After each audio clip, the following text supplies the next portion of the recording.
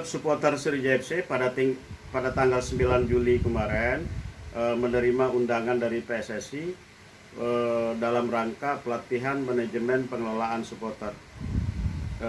Dalam hal ini klub Sriwijaya FC diwakili oleh 3 kelompok supporter.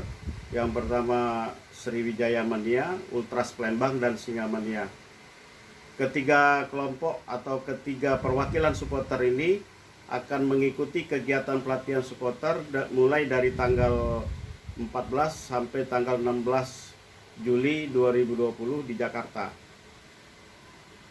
Pelatihan manajemen supporter ini juga adalah dalam rangka menghadapi Piala Dunia Under 20 yang akan dilaksanakan di 6 kota. Jadi memang kemarin kita berkomunikasi dengan PSSI bahwa kegiatan ini adalah kerjasama antara PSSI dengan Menpora.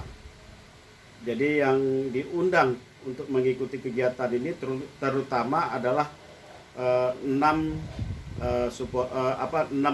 supporter yang ada di 6 kota tuan rumah Piala Dunia. Mungkin ada beberapa hal yang dibicarakan di sana yang tentunya kita harapkan pengelolaan supporter baik dari tingkat pimpinan sampai dengan tingkat grassroots dapat lebih baik lagi ke depan dalam rangka menghadapi Piala Dunia nanti.